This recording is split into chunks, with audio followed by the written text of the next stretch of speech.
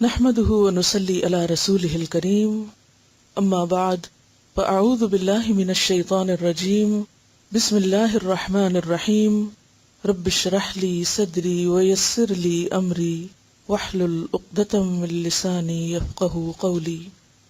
ایک دفعہ درود شریف پڑھ لیجیے.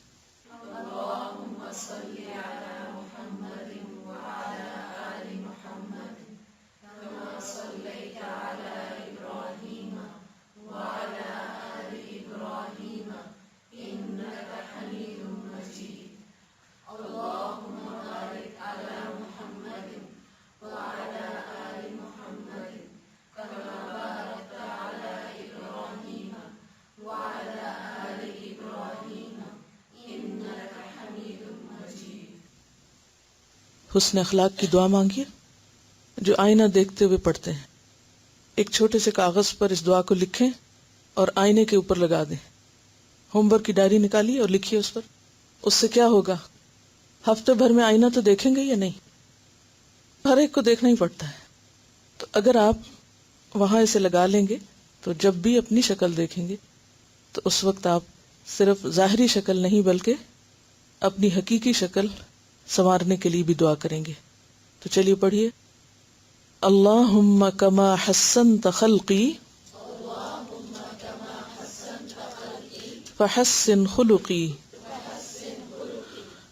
اہم ترین چیز یہ ہے کہ جو کچھ ہم سیکھیں اس پر عمل بھی کریں.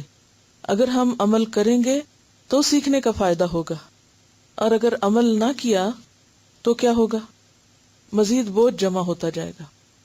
سب نے اپنا ہوم ورک نوٹ کر لیا کہ اپنے آئینے کے اوپر یہ دعا لکھ کر لگانی ہے، کیونکہ قلم کے استعمال کے بغیر نہ علم بڑھ سکتا ہے اور نہ ہی عمل.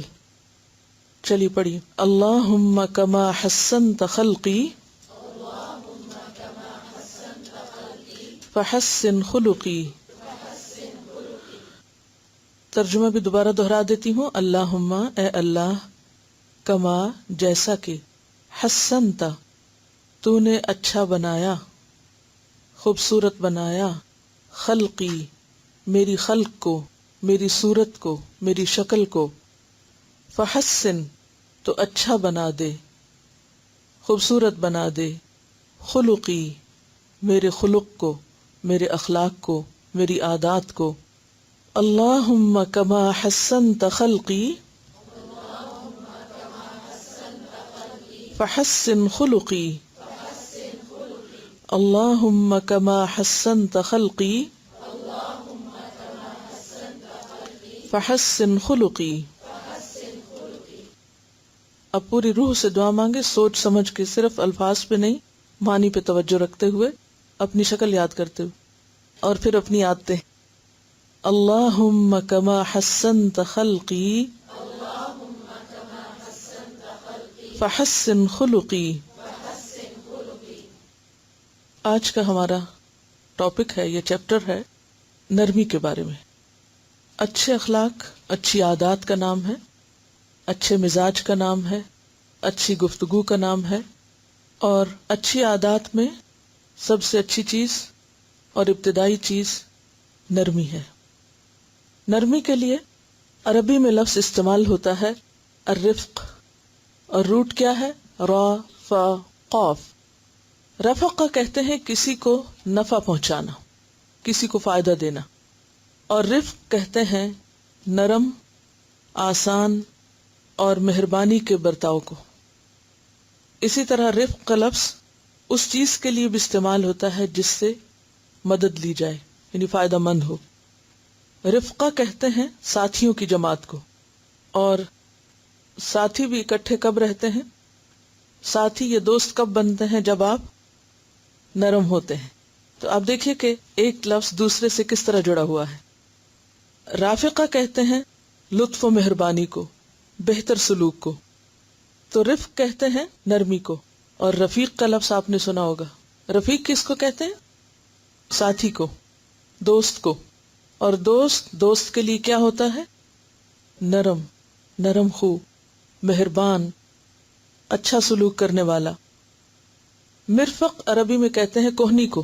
کوہنی، اور کوہنی کس لیے استعمال کی جاتی؟ ٹیک لگانے کے لیے، جس سے سہارا لیا جاتا ہے.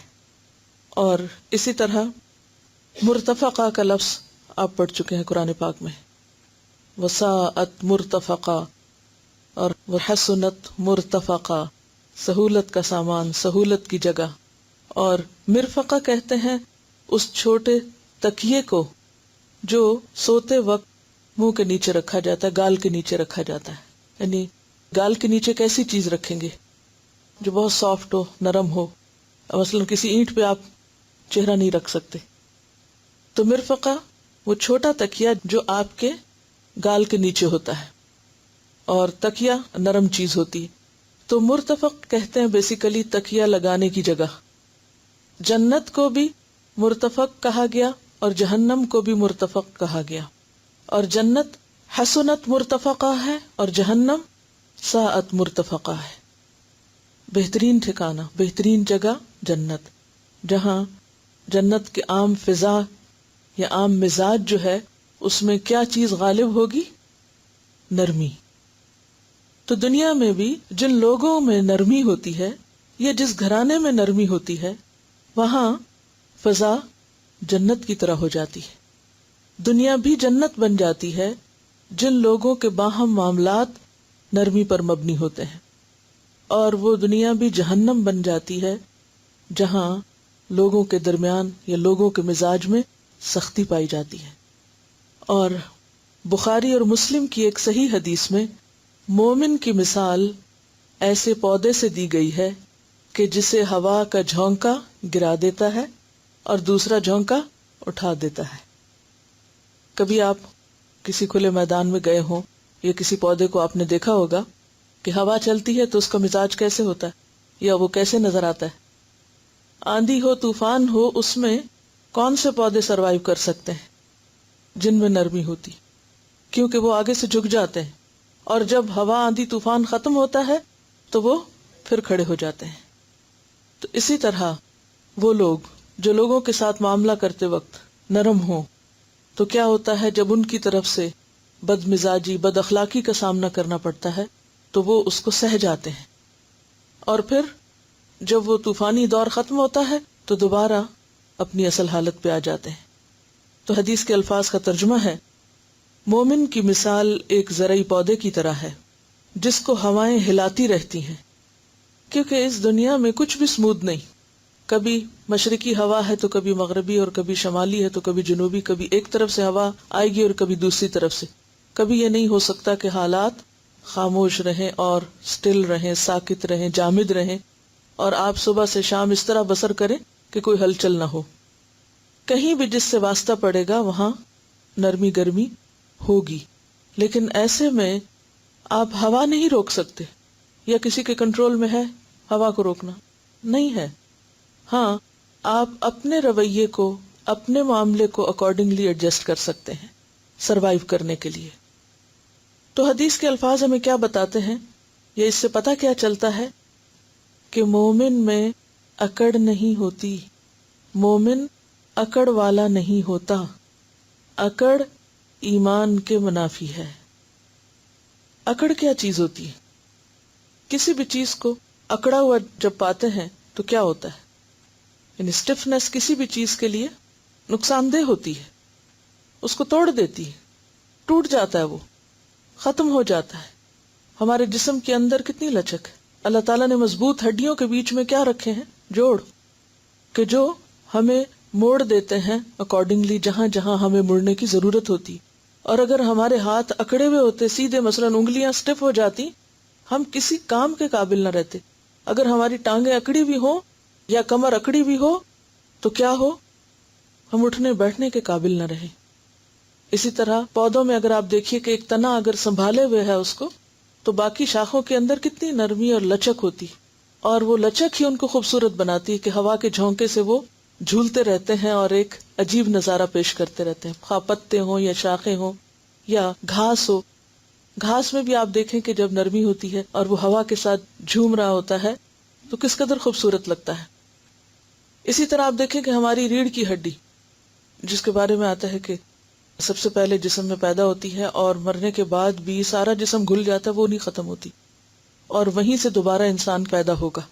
لیکن اس میں بھی اللہ تعالیٰ نے کتنے جوڑ رکھے اور کس قدر نرمی رکھی ہے کہ مختلف جگہوں سے ہم بینڈ کر سکتے ہیں. اور اگر یہ راڈ ہوتا تو ہماری زندگی حرام ہو جاتی، کس قدر مشکل ہوتا. تو یاد رکھیے، اخلاق پہ بات کرتے ہوئے خلق اور خلق دونوں کو ساتھ لے کے چلیں گے. کسی بھی چیز کی اگر پیدائش میں یا خلق میں سختی ہے تو کیا ہوگا؟ وہ بھی ٹوٹ جائے گی. اور اسی طرح اگر انسان میں سختی ہے تو لوگ اس کو، حالات اس کو توڑ دیں گے. زہیر بن ابی سلمہ جو تھا عرب جاہلیت کا ایک بہت زبردست شاعر تھا، اور اس کے بہت سے اشعار جو ہیں وہ بہت حکیمانہ ہیں. ایک شعر میں وہ کہتا ہے، من لا یصانع فی امور کثیرۃ یدرس بانیاب ویوطأ بمنسم. اس کا معنی یہ ہے کہ من لا یصانع، جو بنا کے نہیں رکھتا، صنعت، فی امور کثیرۃ، بہت سے معاملات میں، تو اس کا انجام کیا ہوتا ہے؟ یدرس بانیاب، انیاب کہتے ہیں کچلیوں کو، دانتوں کو. تو پھر کیا ہوتا ہے؟ کچل دیا جاتا ہے، بانیاب، کچلیوں کے ساتھ، ویوطأ، اور رون دیا جاتا ہے، بمنسمی، کھروں کے ساتھ یا پاؤں کے ساتھ. یعنی جو شخص جس کے اندر نرمی نہیں ہوتی، جو دوسرے کے ساتھ ایڈجسٹ نہیں کرتا، تو پھر ایسا شخص اپنے لیے کانٹے کھڑے کرتا ہے، اپنے لیے آفات کو جنم دیتا ہے، اپنے لیے مصیبتوں کو کھڑا کرتا ہے. اور کیا کرتا ہے کہ آ بیل مجھے مار. پھر وہ اپنی بے عزتی کا سامان خود کرتا ہے اور اپنے لیے مشکلات خود پیدا کرتا ہے. تو مومن کیسا ہے؟ پودے کی طرح. یہ مثال میں نہیں دے رہی، یہ اللہ کے رسول صلی اللہ علیہ وسلم نے دی ہے. بخاری اور مسلم کی روایت ہے. مختلف لوگوں کے رویے اور حالات کیا کرتے ہیں؟ اس کو لٹا دیتے ہیں، اور پھر وہ ان سے باہر آتا ہے تو پھر کھڑا ہو جاتا ہے، پھر دوسری طرف سے پھر ہو جاتا ہے. پھر اسی طرح آپ دیکھیے کہ انسان کے اندر اللہ نے فرمنس بھی رکھی ہے، ضد رکھی ہے، ہاں، مضبوطی بھی رکھی ہے. لیکن یہ کس لیے ہے؟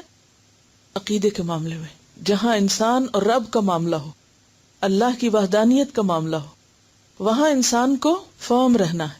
اپنے بلیف کے معاملے میں، توحید کے معاملے میں، لا الہ الا اللہ کے معاملے میں، وہاں اصول پر مبنی زندگی ہونی چاہیے. لیکن اس کے برعکس جب لوگوں کے ساتھ معاملہ کرنا ہو تو پھر اس میں لچک ہونی چاہیے، فلیکسیبل ہونا چاہیے، نرمی ہونی چاہیے، حالات کے مطابق اس میں تبدیلی کرتے رہنا چاہیے. عام طور پر لوگوں کو دیکھا گیا ہے کہ وہ جب اپنے آپ کو بدل نہیں سکتے تو جھوٹے خود ساختہ اصولوں کا سہارا لیتے ہیں، اور وہ کیا کہتے ہیں؟ میری زندگی کے کچھ اصول ہیں اور میرے کچھ پرنسپلز ہیں اور میں ان سے ہٹ نہیں سکتا اور مجھے ان پر جم کے رہنا ہے. بہت اچھی بات ہے، وہ آپ کو اپنی ذات کے ساتھ اصول رکھنے چاہیے جب معاملہ صرف آپ کا اور اپنی ذات کا ہے. مثلا تہجد پڑھنے کا وقت ہے تو کسی اور کے ساتھ معاملہ نہیں، اب آپ فرم رہیے، کچھ بھی ہو اس میں آپ لچک نہیں پیدا کیجیے. یہاں آپ کو اصول پرست ہونا چاہیے. اگر آپ کو صدقہ خیرات کرنا ہے تو یہ نہیں کہ ادھر سے خیال آیا اور ادھر گیا اور ہل جل گئے اور بات ختم. فرائض کی ادائیگی کی بات ہے، نماز کی بات ہے، روزے کی بات ہے، جو آپ کی ذاتی عبادات ہیں، جو کام آپ کے اپنی ذاتی زندگی سے متعلق ہیں، ان میں آپ ضرور فرم رہیے، فکس رہیے، ہرگز خود کو ڈھیل نہ دیجیے، کوئی لچک پیدا نہ کیجیے. لیکن یاد رکھیے کہ جہاں بھی معاملہ لوگوں کے ساتھ ہوتا ہے، جہاں بھی انسان کا تعلق دوسرے کے ساتھ ہوتا ہے، جہاں دوسرے کے ساتھ ملنے کی بات ہوتی ہے، وہاں آپ کو لچک کے بغیر گزارا ہی نہیں. مثلا آپ دیکھیں کہ دو اینٹوں کو آپس میں کیا چیز جوڑتی ہے؟ سخت چیز نہیں جوڑتی، نرم چیز جوڑتی، سیمنٹ جوڑتا ہے. اور اگر وہ سیمنٹ پتھر بنا ہوا ہو تو کیا ہوگا؟ وہ دو اینٹوں کو نہیں جوڑ سکے گا، مضبوط عمارت نہیں بن سکتی. انسانی تعلقات بھی اسی طرح ہیں. انسان اپنے معاملے میں اپنی ذات کی اصلاح کے لیے اینٹ بنے، لیکن جب اس کو دوسرے کے ساتھ معاملہ کرنا ہے تو بیچ میں ایسا ایریا آئے گا کہ جو دونوں کے درمیان نرمی پیدا کر کے دونوں کو جوڑ سکے گا. جب بھی دو چیزوں کو آپس میں ایک دوسرے میں فکس کرنا ہوتا ہے تو پھر اگر ایک دوسرے کو راہ نہیں دیتا تو وہ چیز فکس نہیں ہو سکتی. اگر دو لوگ آپس میں کسی بھی معاملے میں اکٹھے کام کر رہے ہیں تو یہ نہیں ہو سکتا کہ صرف ایک ہی کی مانی جائے اور پھر وہ کام صحیح بھی ہو جائے. کبھی ایک جھکے گا اور کبھی دوسرا جھکے گا، کبھی ایک سنے گا اور کبھی دوسرا سنے گا، جب جا کر گزارا ہوگا.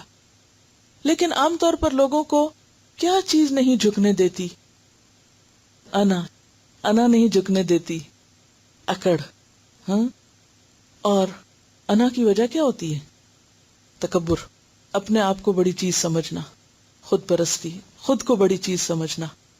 اور کہیں بھی تھوڑا سا اختلاف ہو جائے تو اس کو انا کا مسئلہ بنا لینا، عزت کا مسئلہ بنا لینا کہ اس شخص نے میری بےزتی کر دی، اس نے میری بات نہیں مانی یا میں نے اس کی نہیں مانی، تو اب اگر میں اس کی مان لوں گا تو کیا ہوگا؟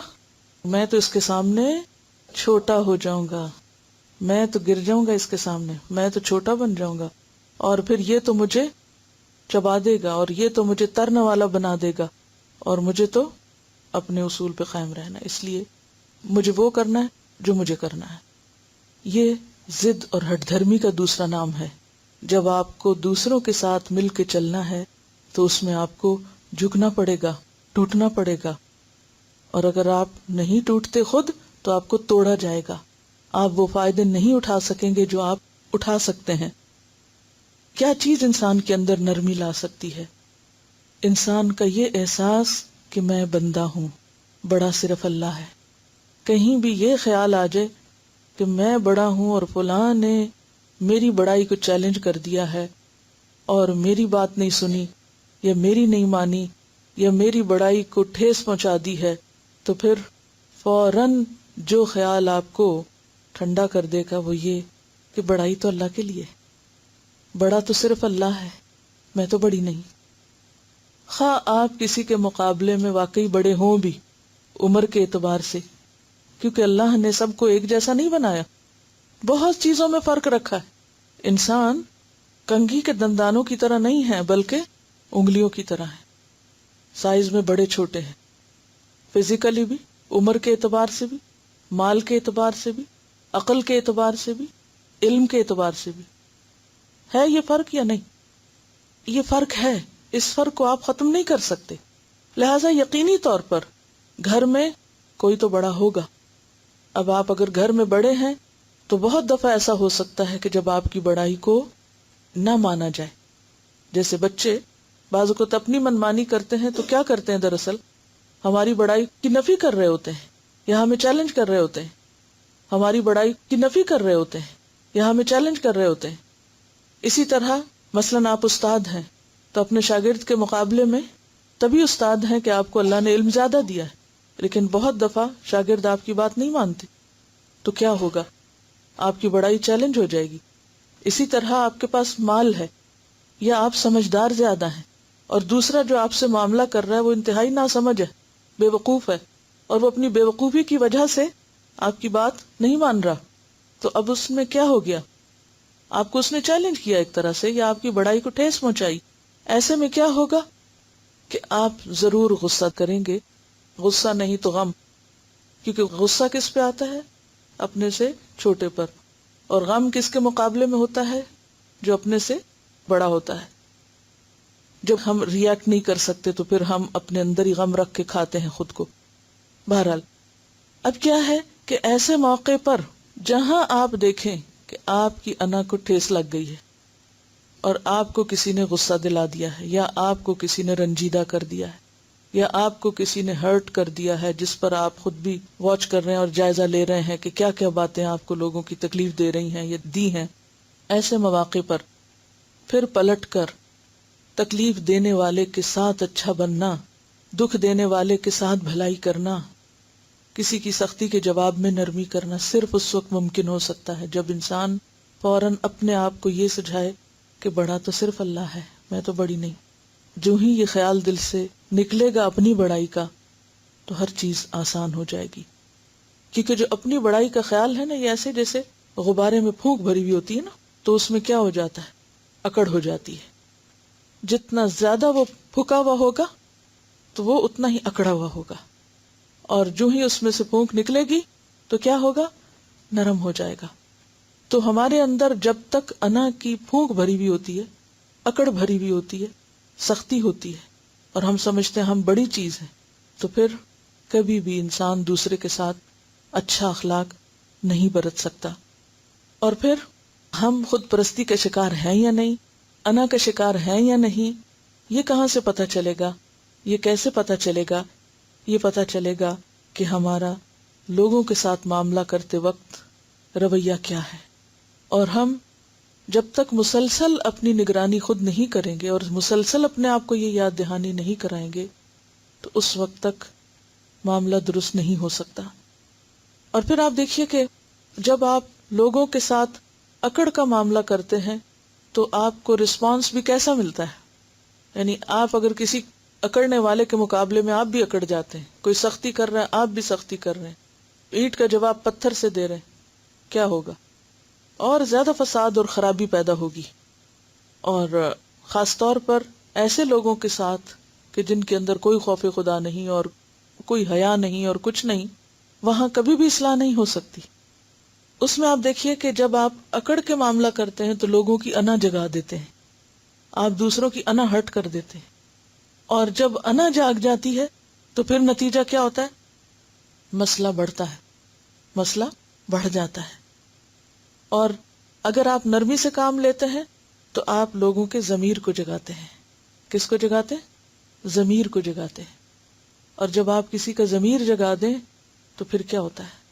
جب کسی کا ضمیر جاگ جائے تو پھر آپ اس سے بدلہ نہ بھی لیں تو کیا ہوگا؟ وہ صحیح کرے گا اور وہ خود شرمندہ ہوگا، وہ خود ریئلائز کرے گا کہ اس کی غلطی ہے. اور اگر دیکھا جائے تو نرمی ایک بہت بڑا ہتھیار ہے.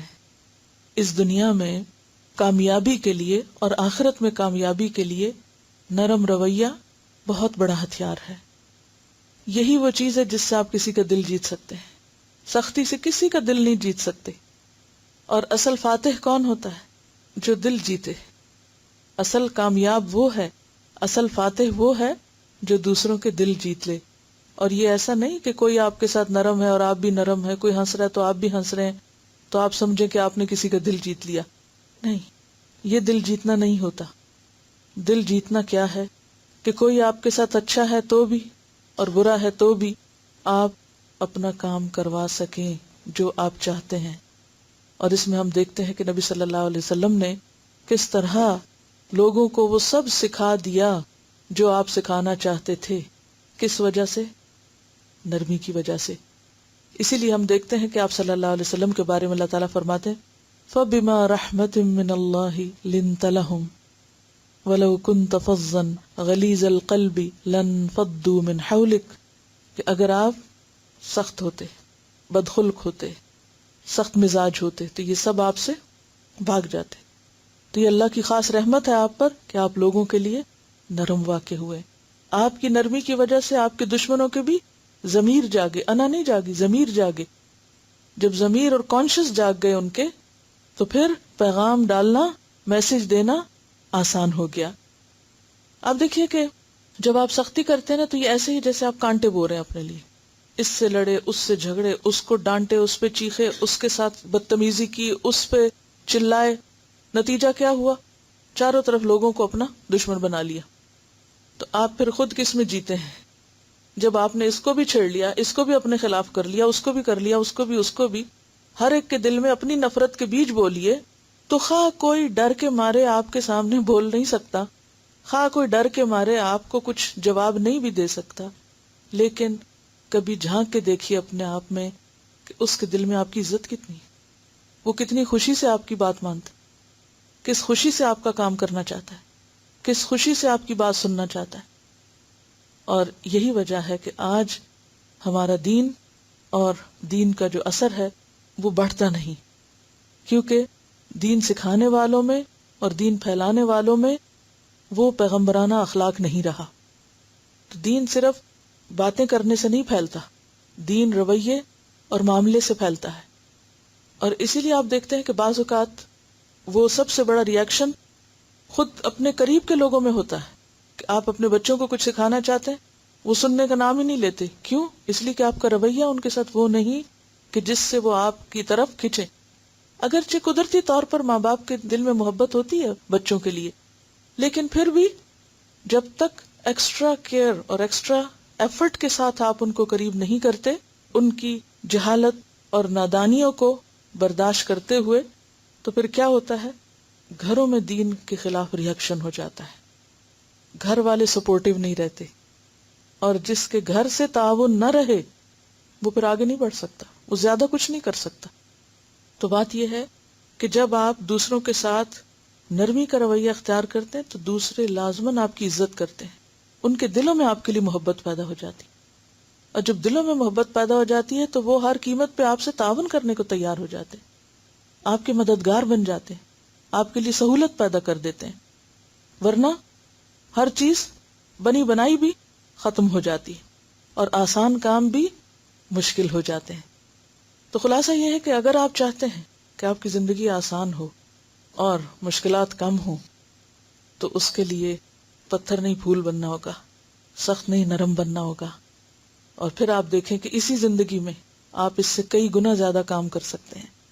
لیکن آف کورس اللہ کی مدد کے بغیر کوئی چیز ہو نہیں سکتی، تو پھر جب تک بندے کا معاملہ اللہ تعالیٰ سے درست نہ ہو تو کچھ بھی درست نہیں ہو سکتا۔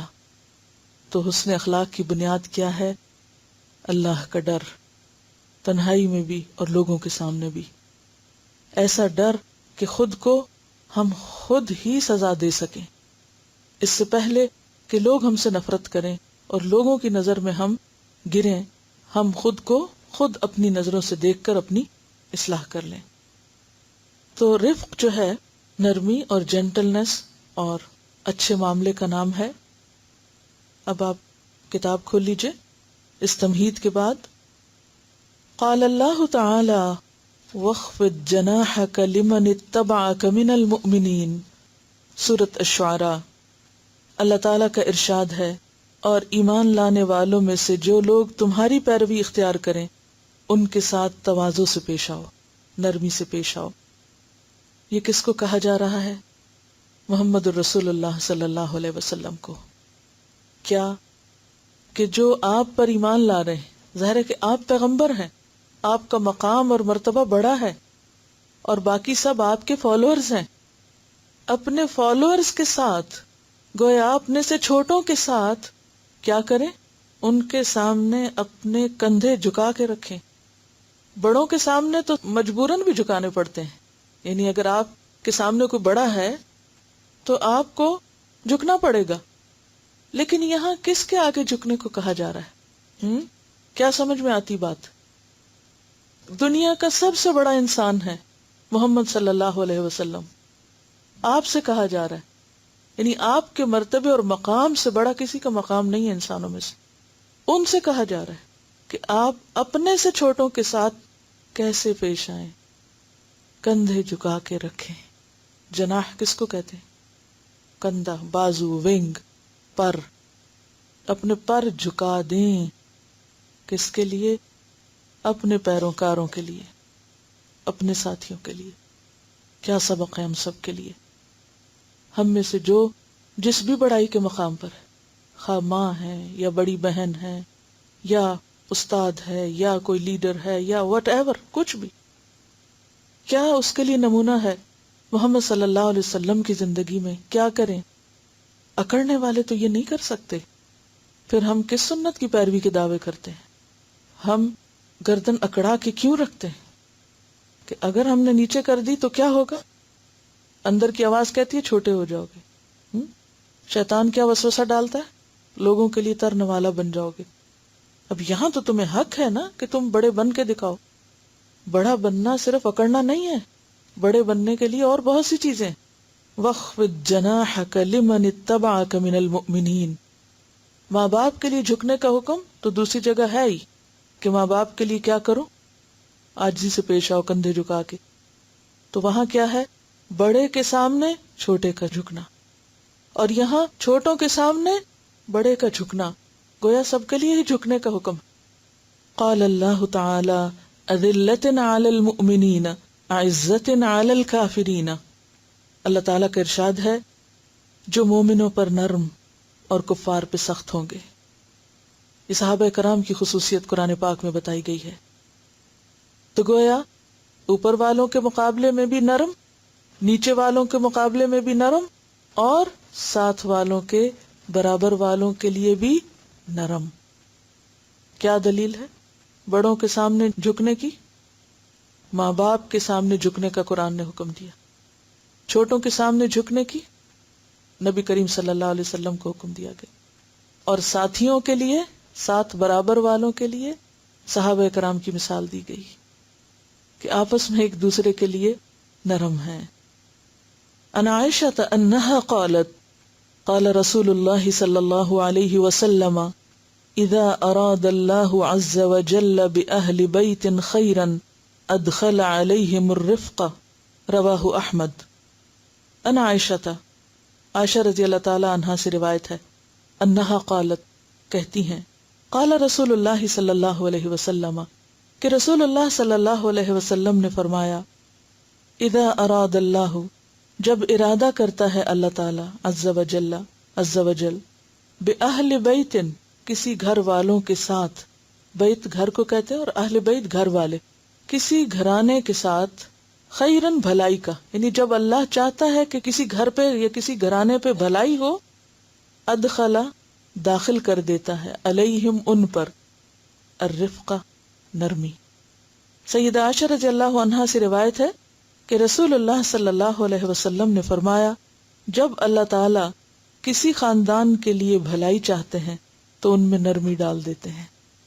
یعنی اس گھرانے کے اندر جو چیز پرویل کرتی ہے، جو اس گھرانے کا ایک عام اصول ہے، یا اس گھر کے افراد کے آپس کے تعلقات نرمی پر مبنی ہیں، تو وہاں خیر ہی خیر ہے، برکت ہی برکت ہے، بھلائیاں ہی بھلائیاں ہیں، گویا ان کے لیے بھلائیوں کے دروازے کھل جاتے ہیں۔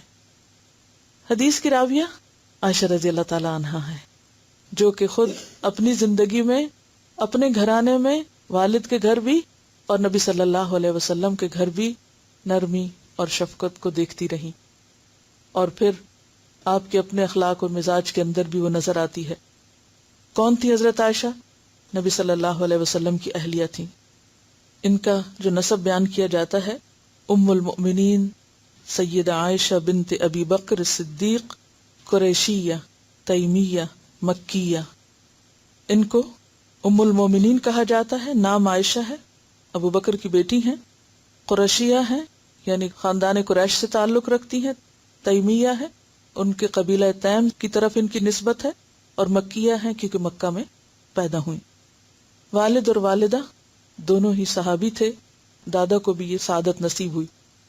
حضرت فاطمہ سے 8 سال چھوٹی تھیں، مکہ میں پیدا ہوئیں، اور اس وقت جبکہ آپ صلی اللہ علیہ وسلم کی نبوت کا اعلان ہو چکا تھا، یعنی مسلمان خاندان میں پیدا ہوئیں، یعنی حضرت ابوبکر اسلام لا چکے تھے۔ آپ نبی صلی اللہ علیہ وسلم کی کتنی محبوب تھی، اس کے بارے میں آپ اندازہ لگا سکتے ہیں کہ عمرو بن العاص جو 8 ہجری میں مسلمان ہوئے، انہوں نے نبی صلی اللہ علیہ وسلم سے پوچھا کہ یا رسول اللہ صلی اللہ علیہ وسلم، لوگوں میں سب سے زیادہ آپ کو پیارا کون ہے؟ فرمایا عائشہ۔ انہوں نے پوچھا مردوں میں سے؟ فرمایا اس کا باپ۔ اور صحابہ کرام کو یہ بات بہت اچھی طرح پتہ تھی کہ آپ حضرت عائشہ سے کتنی محبت کرتے ہیں، لہٰذا روایات میں آتا ہے کہ جس دن آپ حضرت عائشہ کے گھر ہوتے، صحابہ کثرت سے آپ کے ہاں تحائف بھیجتے تاکہ آپ کی خوشی حاصل کر سکیں۔ اور متعدد واقعات ہمیں ملتے ہیں جب آپ صلی اللہ علیہ وسلم کے ہاں حضرت عائشہ آ گئی، یعنی رخصتی ہو گئی، جو کہ جنگ بدر کے بعد ہوئی۔ جیسا کہ آپ جانتے ہیں کہ بدر کا موقع جو تھا مسلمانوں کے لیے بہت خوشی کا موقع تھا، تو اس کے بعد پھر حضرت عائشہ کی رخصتی ہوئی، اور شوال ہی میں نکاح ہوا تھا اور شوال ہی میں رخصتی ہوئی تھی، تو ان کو شوال کا مہینہ بہت پسند تھا۔ بہرحال آپ اس وقت عمر میں چھوٹی تھی اور کھیلنے سے دلچسپی تھی۔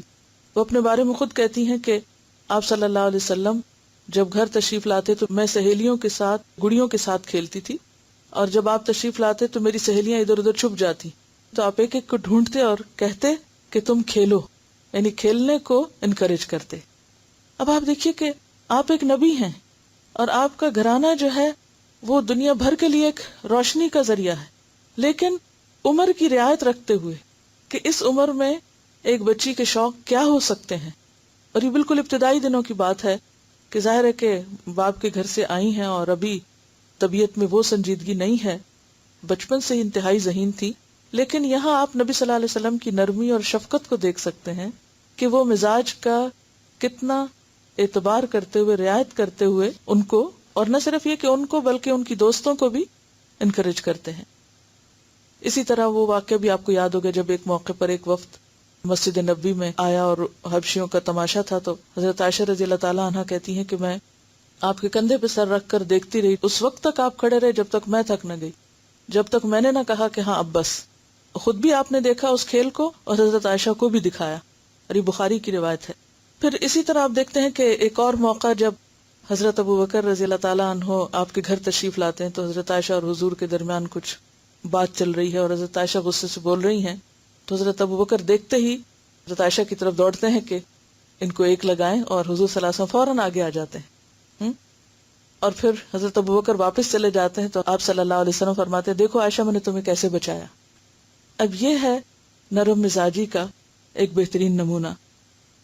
بہت ابتدائی عمر میں آپ سے نکاح ہو گیا تھا اور پھر شادی ہوئی، تو براہ راست آپ سے بہت کچھ سیکھنے کا انہیں موقع ملا، اور یہ وجہ ہے کہ بعد کی زندگی میں آپ لوگوں کے لیے ایک بہترین معلمہ تھی۔ حضرت عائشہ رضی اللہ تعالیٰ عنہ کے علم کے بارے میں مختلف صحابہ کرام اور جو آپ کے شاگرد ہیں وہ اپنا اوپینین کیا دیتے ہیں یا آپ کے بارے میں کیا کہتے ہیں۔ عروہ بن زبیر جو ہیں، یہ مدینہ کے مفتی رہے ہیں آگے جا کر، آپ کے بھانجے بھی ہیں، انہوں نے سب کچھ حضرت عائشہ سے سیکھا بنیادی طور پر، یعنی حضرت عائشہ ان کی معلم تھی۔ وہ کہتے ہیں کہ میں سیدہ عائشہ کی صحبت میں رہا، یعنی کہ کئی سال تک میں ان کے پاس رہا، میں نے کبھی کسی کو کسی آیت، کسی فریضے، کسی سنت، کسی شعر، کسی لڑائی، کسی حسب نسب میں، کسی فیصلے یا طب میں آپ سے بڑا عالم یا روایت کرنے والا نہیں دیکھا۔ یہ ان کے بھانجے کہتے ہیں کہ جتنا آپ کا علم تھا، آپ سے بڑھ کے میں نے کسی اور میں اتنا علم نہیں دیکھا۔ میں نے پوچھا خالہ جان طب کہاں سے سیکھی آپ نے؟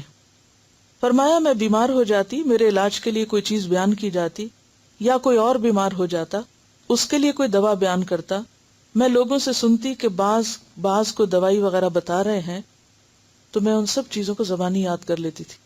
لکھنے پڑھنے کے لیے اتنی کاپیاں تو نہیں تھی ہماری طرح بھر بھر کے رکھ دیتے، اور پھر اس کے بعد یاد کچھ بھی نہیں ہوتا، اور جب عمل کا وقت آئے تو سب غائب۔ تو وہ کہتی ہیں کہ مجھے کوئی علاج بتاتا، کسی اور کو بتاتا، یا لوگ آپس میں ایک دوسرے کو بتاتے۔ تو اس میں آپ دیکھیں کہ ان کی لسننگ کیسی تھی، صرف سنتی نہیں تھی، سن کے پھر اس کو محفوظ کر لیتی تھی۔ عروہ بن زبیر فرماتے ہیں کہ میں نے آپ کے بہت سے علم کے بارے میں کوئی سوال ہی نہیں کیا، یعنی اتنا کچھ سیکھا کہ بہت کچھ مجھے پوچھنا بھی نہ پڑا۔ امام مسروق جو ہیں، انہوں نے حضرت عائشہ سے بہت سی احادیث روایت کی ہیں۔ ان سے پوچھا گیا کیا حضرت عائشہ میراث کا علم اچھی طرح جانتی تھی، یعنی علم وراثت؟ تو مسروق کہتے ہیں اللہ کی قسم میں نے بڑے بڑے صحابہ کرام کو دیکھا کہ وہ میراث کے بارے میں سیدہ عائشہ سے سوال کیا کرتے تھے۔ وہ کہتے ہیں کہ میں نے بزرگ صحابہ کرام کو دیکھا، یعنی عمر میں بھی بڑے اور علم میں بھی بڑے، کہ وہ ان سے میراث کے بارے میں پوچھتے تھے۔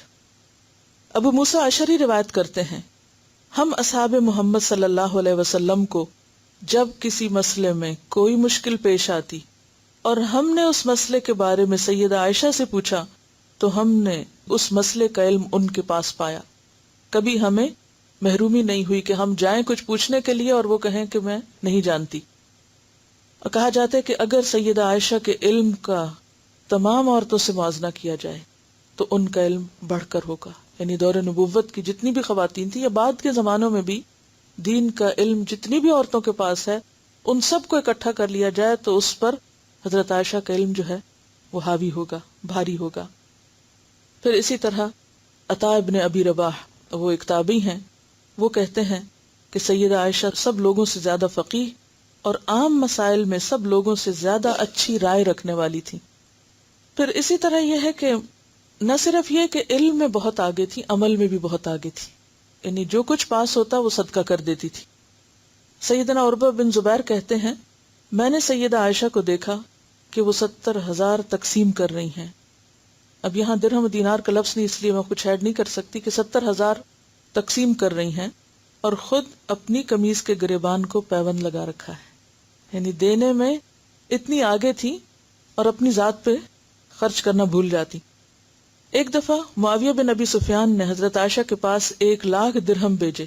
عروہ کہتے ہیں، کیونکہ بھانجے ہیں پاس ہی رہتے تھے، عروہ کہتے ہیں اللہ کی قسم شام نہ پڑنے دی کہ سب تقسیم کر دیے. آپ کی کنیز نے کہا کاش اگر آپ 1 درہم کا ہمارے لیے گوشت خرید لیتی. تو انہوں نے کہا اگر تو یہ بات نہ کہتی تو کیا ہوتا، یعنی اب جو ہونا تھا وہ ہو گیا، یا اگر کہنا تھا تو جب پہلے کہتی، اب جب دے چکے تو دے کے کیا پچھتانا. اور بہت سے واقعات ہیں ان کی سخاوت کے. پھر اسی طرح روزے کثرت سے رکھتی تھی. حج کا بھی بہت شوق تھا، اور ان کے مقام کا اندازہ اس سے لگا سکتے ہیں کہ یہ بخاری کی روایت ہے. رسول اللہ صلی اللہ علیہ وسلم نے فرمایا اے عائشہ یہ جبریل آپ کو سلام کہتے ہیں.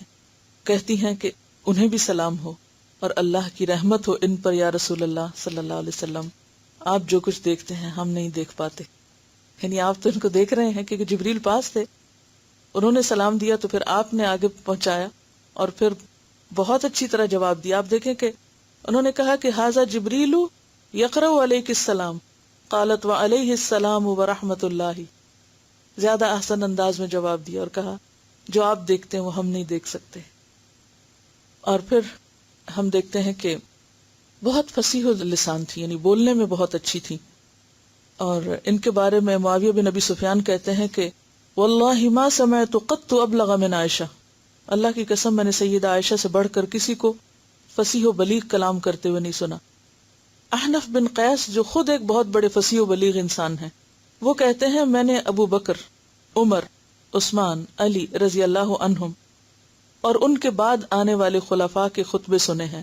میں نے اللہ کی مخلوق کے منہ سے سیدہ عائشہ سے بڑھ کر فصیح و بلیغ کلام نہیں سنا. یعنی میں نے خلفاء کے خطبے بھی سنے اور حضرت عائشہ کا کلام بھی سنا ہے، لیکن جو کلام عائشہ رضی اللہ تعالی عنہا کا تھا وہ کسی اور کا نہیں تھا. اور حافظہ اتنا اچھا تھا کہ بعض اوقات مسلسل اشعار سنایا کرتی تھی جو مختلف قصائد کے تھے. اور وہ کہتی ہیں کہ میں نے لبید بن ابی ربیعہ کے 1000 شعر یاد کیے ہیں. یعنی حضرت عائشہ کو بے شمار شعر یاد تھے. اور پھر لوگوں کو تلقین کرتی تھی کہ لوگوں اپنے بچوں کو شعر سکھاؤ، اپنے بچوں کو شعر سے سیراب کرو، اس سے ان کی زبانوں میں مٹھاس پیدا ہوگی. یعنی بہترین عربی زبان جب آئے گی جب عربی کلام ان کو آئے گا، یعنی ووکیبلری بڑھے گی. آج آپ دیکھیں کہ بچوں کو ابتدا میں کیا سکھاتے ہیں؟ پوئٹری سکھاتے ہیں، نرسری رائمز، اور ابتدا میں نظمیں وغیرہ بچوں کو یاد کراتے ہیں. پھر اسی طرح عروہ بن زبیر فرماتے ہیں کہ سیدہ عائشہ کو کوئی چیز درپیش آتی تو فوراً شعر سے جواب دیتی. یعنی باتوں میں بھی ان کے بہت سے شعر ہوتے. اور اسی طرح جب کوئی عورت شادی ہو کر آتی تو اس کو بھی نصیحت کرتی، جو رشتے کی تلاش میں ہوتا اس کو بھی نصیحت کرتی ہیں. ایک موقع پہ کہتی ہیں کہ نکاح ایک بندھن ہے، تم میں سے ہر ایک کو خوب دیکھ لینا چاہیے کہ اپنی بچی کو وہ کس کے ساتھ باندھ رہا ہے. اور اسی طرح یہ بھی کہتی کہ چھوٹی عمر کی بچی کی دلچسپی کا لحاظ رکھو اور اندازہ لگایا کرو جو کھیل کود میں دلچسپی رکھتی ہے، یعنی اس کے لیے ویسا ہی ماحول فراہم کرو. اسی طرح شادی شدہ خواتین کو بھی نصیحت کرتی کہ تم اپنے خامدوں کے لیے دل میں گھر کر جانے والی خوشبو استعمال کیا کرو. پھر اسی طرح آپ صلی اللہ علیہ وسلم سے یہ حدیث بھی روایت کرتی ہیں. آپ نے جو حدیث فرمائی ہے کہ دنیا ایک ساز و سامان ہے اور بہترین چیز اس میں نیک عورت ہے. پھر اسی طرح رزق کے بارے میں لوگوں کو کہتی کہ دنیا کے کونوں میں رزق تلاش کرو، یعنی ایک جگہ بیٹھے نہ رہو، اگر ایک جگہ نہیں ہے تو اس کے لیے کہیں اور چلے جاؤ. یہ حضرت عائشہ کا قول ہے کہ دنیا کے کونوں میں رزق تلاش کرو. پھر اسی طرح اور بھی آپ کے بہت سے زرعی اقوال ہیں جس سے یہ پتہ چلتا ہے کہ حضرت عائشہ رضی اللہ تعالی عنہا بے پناہ ذہین اور صاحب علم خاتون تھی. بہرحال حضرت عائشہ رضی اللہ تعالی عنہا ہی سے یہ حدیث روایت ہے کہ کسی خاندان میں جب اللہ تعالی بھلائی چاہتے ہیں تو ان کے اندر نرمی پیدا کر دیتے ہیں. اگلی حدیث ہے ان ابی الدرداء ان النبی صلی اللہ علیہ وسلم قال من اعطی حظه من الرفق فقد اعطی حظه من الخیر ومن حرم حظه من الرفق فقد حرم حظه من الخیر. رواہ الترمذی. ان ابی الدرداء، ابو الدرداء رضی اللہ عنہ سے روایت ہے ان النبی صلی اللہ علیہ وسلم قال، نبی صلی اللہ علیہ وسلم نے فرمایا، من جو کوئی اعطیا دیا گیا، حظہ اپنا حصہ، من الرفق نرمی میں سے، فقد پس تحقیق، اعطیا دیا گیا، حظہ اپنا حصہ، من الخیر خیر میں سے، ومن حرم اور جو محروم کیا گیا، حظہ اپنے حصے سے، من الرفق نرمی سے، فقد حرم پس تحقیق وہ محروم کیا گیا، حظہ اپنے حصے سے، من الخیر خیر کے۔ رواہ الترمذی، اسے ترمذی نے روایت کیا کتاب البر والصلۃ۔ سیدنا ابو الدرداء رضی اللہ عنہ سے روایت ہے کہ نبی کریم صلی اللہ علیہ وسلم نے فرمایا، جس کو نرمی میں سے حصہ ملا تو اسے خیر میں سے حصہ ملا، اور جو کوئی نرمی کے حصے سے محروم رہا وہ خیر سے محروم رہا۔ جیسے پہلے بھی میں نے عرض کیا کہ جب انسان دوسروں کے ساتھ نرمی کا معاملہ کرتا ہے تو وہ اپنے ارد گرد پھول اگاتا ہے، اور اگر انسان لوگوں کے ساتھ سختی کا رویہ اختیار کرتا ہے تو وہ اپنے ارد گرد کانٹے بوتا ہے، اپنے لیے خود مشکلات کھڑی کرتا ہے۔ اور اس میں آپ اپنے گھر میں بھی دیکھ سکتے ہیں، آپ جہاں کہیں بھی لوگوں کے ساتھ ہیں۔ ان جریر ان النبی صلی اللہ علیہ وسلم قال، حضرت جریر نبی صلی اللہ علیہ وسلم سے روایت کرتے ہیں، نبی صلی اللہ علیہ وسلم نے فرمایا، من یحرم الرفق جو محروم کر دیا گیا نرمی سے، یحرم الخیر وہ محروم کر دیا گیا خیر سے، بھلائی سے۔ تو اس سے کیا پتہ چلتا ہے کہ جو شخص نرمی سے محروم رہا وہ خیر سے محروم رہا۔ یعنی دنیا میں بعض اوقات جب ہمیں کوئی خیر نہیں ملتی یا خیر ہم سے دور ہوتی ہے تو ہم بعض اوقات دوسروں کو بلیم کرتے ہیں۔ یعنی ہم جب کسی چیز سے محروم ہوتے ہیں تو ہم سب اپنا اپنا جائزہ لیں کہ کن کن چیزوں سے مجھے محرومی نظر آتی ہے، کیا چیزیں ہیں میری زندگی میں جو میں چاہتی ہوں کہ مجھے ملیں۔ پھر آپ اندازہ کریں، خود ہی انالائز کریں کہ یہ چیز مجھے کیوں نہیں مل پا رہی۔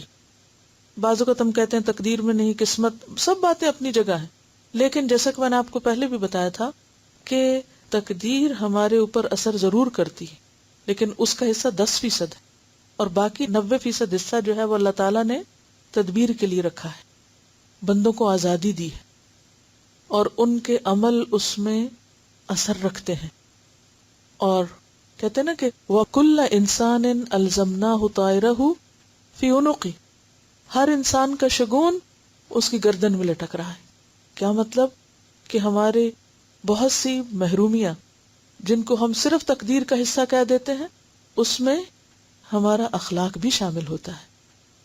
تو ہم سب اپنے اوپر خود غور کریں کہ کہیں ایسا تو نہیں کہ ایک خیر جو مجھے ملنے والی تھی صرف اس لیے مجھ سے دور ہو گئی یا رہ گئی کہ میں نے اس وقت اچھے اخلاق کا مظاہرہ نہیں کیا، یا اخلاق جو ہے اس میں کمی کی، اور اخلاق کا پہلا سبب یعنی نرمی میں۔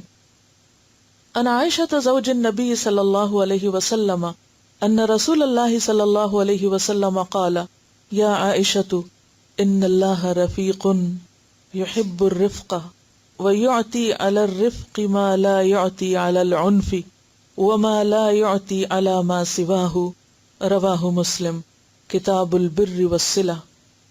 ان عائشہ، حضرت عائشہ سے روایت ہے، زوج النبی، نبی صلی اللہ علیہ وسلم کی زوجہ، ان بے شک رسول اللہ صلی اللہ علیہ وسلم قال کہ رسول اللہ صلی اللہ علیہ وسلم نے فرمایا، یا عائشہ اے عائشہ، ان اللہ بے شک اللہ تعالی رفیق نرمی کرنے والا ہے، یحب الرفق نرمی پسند کرتا ہے، ویعطی اور دیتا ہے، عطا کرتا ہے، بخشتا ہے، علی الرفقی نرمی پر، یعنی نرمی کی وجہ سے، ما لا جو نہیں، یعطی وہ عطا کرتا، علی العنفی سختی پر، وما لا اور جو نہیں، یعطی عطا کرتا، علی ما سواہ اوپر اس کے جو اس کے سوا ہو۔ یعنی جو چیز نرمی سے مل سکتی ہے وہ اس کے سوا کسی دوسرے طریقے سے مل ہی نہیں سکتی۔ رواہ مسلم کتاب البر والصلۃ۔ سیدہ عائشہ رضی اللہ عنہا نبی کریم صلی اللہ علیہ وسلم کی زوجہ سے روایت ہے کہ رسول اللہ صلی اللہ علیہ وسلم نے فرمایا، اے عائشہ، بے شک اللہ تعالیٰ نرمی کرنے والا ہے، نرمی کو پسند فرماتا ہے، نرمی پر وہ جو کچھ عطا فرماتا ہے وہ سختی پر اور اس کے علاوہ کسی چیز پر عطا نہیں فرماتا۔ یعنی انسان کو نرمی کے ذریعے وہ کچھ مل سکتا ہے جو نرمی کے علاوہ کسی دوسرے طریقے سے مل ہی نہیں سکتا، پا ہی نہیں سکتے۔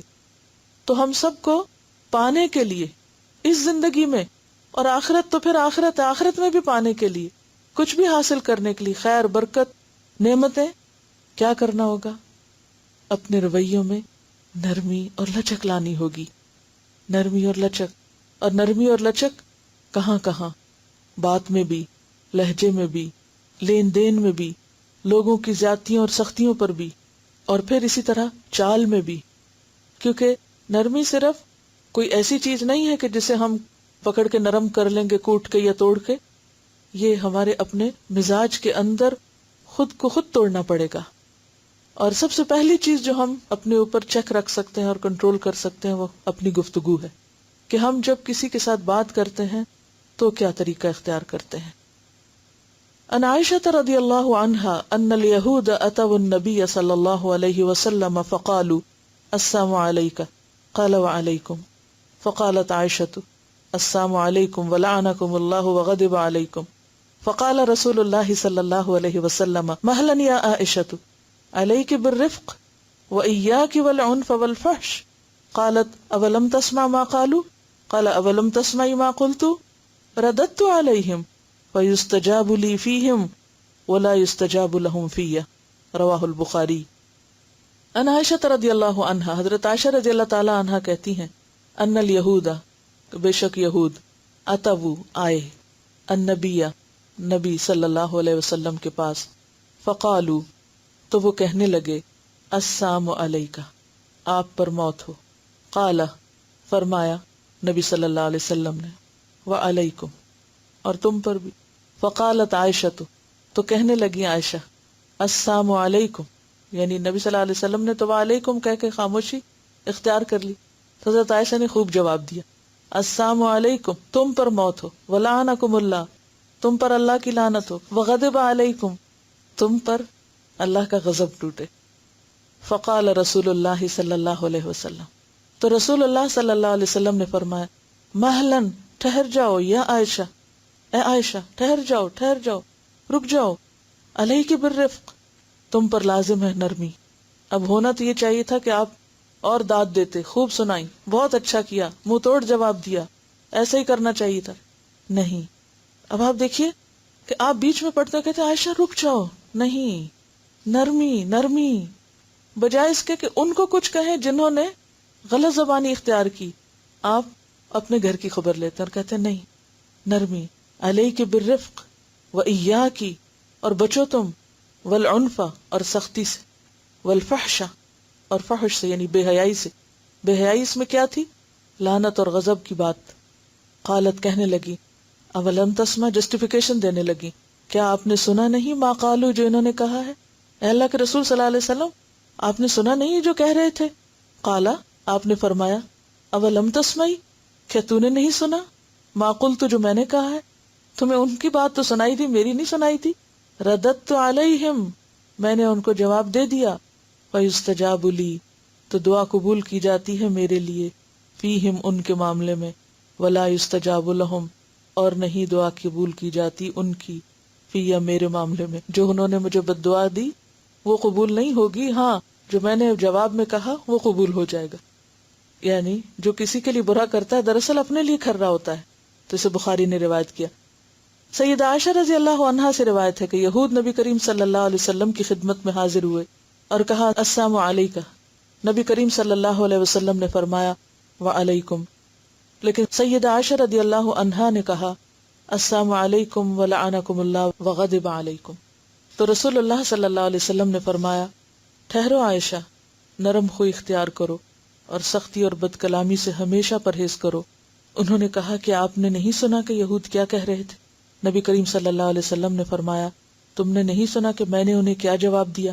میں نے ان کی بات انہی پہ لوٹا دی، میری ان کے بارے میں دعا قبول کی گئی، اور ان کی میرے بارے میں قبول نہیں کی گئی۔ ان عائشہ زوج النبی صلی اللہ علیہ وسلم، حضرت عائشہ نبی صلی اللہ علیہ وسلم کی زوجہ فرماتی ہیں، ان النبی صلی اللہ علیہ وسلم، نبی صلی اللہ علیہ وسلم سے روایت کرتی ہیں، قال کہ آپ نے فرمایا، ان الرفق لا یکون فی شیء، بے شک نرمی نہیں ہوتی کسی چیز میں، الا مگر زانہ، اسے خوبصورت بنا دیتی ہے، ولا ينزع من شیء، اور نہیں نکالی جاتی کسی چیز سے، الا شانہ، مگر اس کو بدنما بنا دیتی ہے، عیبدار کر دیتی ہے۔ رواہ مسلم کتاب البر والصلہ۔ سیدہ عائشہ رضی اللہ عنہا نبی کریم صلی اللہ علیہ وسلم کی زوجہ سے روایت ہے کہ نبی کریم صلی اللہ علیہ وسلم نے فرمایا، جس چیز میں بھی نرمی ہوتی ہے وہ اسے زینت دار بنا دیتی ہے، اور جس سے یہ نکال دی جاتی ہے اسے عیب دار کر دیتی ہے۔ یعنی جہاں نرمی ہوگی وہاں خوبصورتی ہوگی، رنگ و خوشبو ہوگی، اور جہاں سے نکل جائے گی وہ چیز جیسے پھول سوکھ جاتا ہے اور ٹوٹ پھوٹ جاتا ہے، بے روح ہو جاتا ہے۔ تو جس انسان کے اندر نرمی ہوگی اس کے اندر ایک خاص اٹریکشن ہوگی، اور جس میں سختی ہوگی اس کے اندر وہ اخلاق کی خو نہیں ہوگی۔ عن عبداللہ بن مسعود قال قال رسول اللہ صلی اللہ علیہ وسلم، عبداللہ بن مسعود کہتے ہیں کہ رسول اللہ صلی اللہ علیہ وسلم نے فرمایا، الا اخبرکم، کیا میں نہ خبر دوں تم کو، بمن، اس کے بارے میں جو یحرم، حرام ہے، علی النار، آگ پر، و، اور، بمن، ساتھ اس کے جو تحرم، حرام ہے، علیہ، اس پر، النار، آگ، علی کل قریب، اوپر ہر قریب کے، ہین، نرمی کرنے والے کے، سہل، آسانی کرنے والے کے۔ سیدنا عبداللہ بن مسعود رضی اللہ عنہ سے روایت ہے کہ رسول اللہ صلی اللہ علیہ وسلم نے فرمایا، کیا میں تمہیں ایسے لوگوں کی خبر نہ دوں جو جہنم کی آگ پر یا جہنم کی آگ ان پر حرام ہے۔ یہ ہر اس شخص پہ حرام ہے جو لوگوں کے قریب رہنے والا، نرمی کرنے والا، آسانی کرنے والا ہے۔ گویا دنیا کے فائدے تو نرمی سے ملتے ہی ہیں، آخرت کا بہت بڑا فائدہ نرمی سے جو حاصل ہوتا ہے وہ کیا ہے کہ جہنم کی آگ اس پہ حرام ہے اور وہ جہنم پہ حرام ہے، یعنی جہنم کی آگ اسے جلا ہی نہیں سکتی، اسے چھو ہی نہیں سکتی، اور وہ جہنم کی آگ میں جا ہی نہیں سکتا۔ یعنی ایک بات کو تاکید کے ساتھ دو انداز میں کہا گیا، وہ جہنم پہ حرام ہے، آگ اس پہ حرام ہے، اور وہ کون ہے؟ جو قریب ہے، یعنی آپ اس کے پاس ہو یا وہ آپ کے پاس ہو تو آپ میں اور اس میں ایسا ڈسٹینس نہ ہو کہ آپ اپنے دل کی بات اسے نہ کہہ سکیں یا وہ آپ کو نہ کہہ سکے، یعنی قربت محسوس ہو، اور اس کے ساتھ ساتھ نرم ہو، اور پھر لوگوں کے لیے آسانی کرے، مشکلات نہ پیدا کرے۔ بعض اوقات ہوتا ہی ہے کہ چھوٹی سی بات ہوتی ہے، چھوٹا سا کام ہوتا ہے لیکن انتہائی مشکل بن جاتا ہے، چھوٹا سا معاملہ ہوتا ہے لیکن بہت بڑا ایشو بن جاتا ہے۔ تو اس میں کرنے کی چیز کیا ہے کہ انسان دوسروں کے لیے آسانی پیدا کرنے والا ہو، معاملے میں نرمی کرنے والا ہو، اور لوگوں کے لیے قریب ہو، یعنی ایک ریپلشن نہ ہو اس کے اندر لوگوں کی، اور وہ لوگوں کو اپنے سے بھگانے والا نہ ہو۔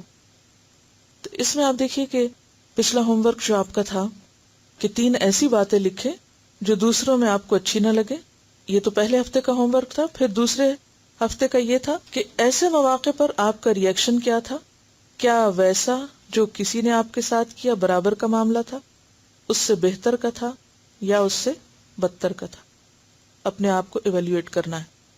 اب اگلے ہفتے میں آپ کو کیا کرنا ہے کہ جہاں آپ لوگوں کے ساتھ معاملہ کریں وہاں آپ دیکھیں کہ آپ کا معاملہ خواہ وہ آغاز میں ہو یا ری ایکشن میں ہو، نرمی پہ مبنی تھا یا سختی پہ مبنی تھا، یعنی منہ توڑ جواب دینے والا یا سن کے آرام سے بات کرنے والا۔ یعنی اس میں ہم پھر تھوڑا سا اور اسپیسیفک ہو جاتے ہیں کہ ہمیں اپنے لہجے کو چیک کرنا ہے کہ کمانڈنگ تو نہیں، معاملے کو چیک کرنا ہے کہ ہم لوگوں کے لیے مشکل تو نہیں پیدا کر رہے، اور پھر کیا ہم دوسروں کی بات سننے والے ہیں۔ بعض اوقات ہم کہہ دیتے ہیں کہ ہم سننا ہی نہیں چاہتے، آپ بتائیں نہ، کہیں نہ ہمیں۔ دوسری چیز یہ ہے کہ انشاءاللہ ہر لیسن میں، ہر جو ٹاپک ہے اس کی جو میں آپ کو ڈیفینیشن بتا رہی ہوں، مثلاً اخلاق کیا ہے، اس کی چھوٹی سی 2-3 لائنوں میں، لمبی کہانیاں نہیں لکھنی. نرمی سے مراد کیا، رفق کا معنی میں نے آپ کو لکھوایا، کیونکہ اگر آپ کو ڈیفینیشنز پتہ ہوں گی تو فوراً آپ باقی چیزیں خود ریلیٹ کر لیں. ہر ایک اپنی اپنی زندگی میں پھر ان کو اپنے اپنے اعتبار سے ریلیٹ کر سکتا ہے. صرف ڈیفینیشن لکھا کریں گے اور ہوم ورک لکھیں گے، یہ پرسنل گرومنگ کا ایجنڈا ہے. سبحانک اللہم و بحمدک، نشہد ان لا الہ الا انت، نستغفرک و نتوب الیک. السلام علیکم و رحمۃ اللہ وبرکاتہ.